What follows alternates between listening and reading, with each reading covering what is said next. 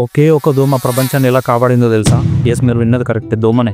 ఇది ఒక డాక్టర్కి దోమకి మధ్య జరిగిన యుద్ధం. ఒక పిల్లాడు బయట ఆడుకుంటూ ఉంటుంటే ఒక రోజు దోమ వచ్చి అన్ని కరిచింది. దోమనే కదా లైట్, మనకేమైతే లైట్ తీసుకున్నాడు. కానీ కొన్ని రోజుల తర్వాత ఆ అబ్బాయికి తీవ్రమైన జబ్బు వచ్చింది. డాక్టర్ బాబు ఎంట్రీ ఇస్తాడు.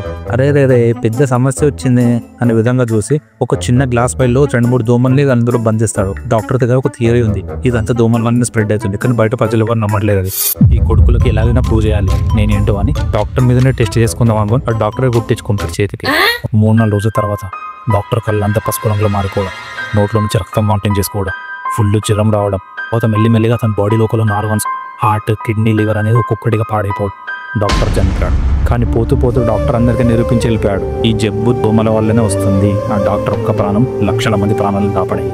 100 మందికి మంచి జరుగుతుందంటే ఒకటి చెడు చేయడంలో తప్పు లేదు అని. సో ఎలా ఉన్నది ఈ డాక్టర్ అండ్ దోమ story? Like, follow and share.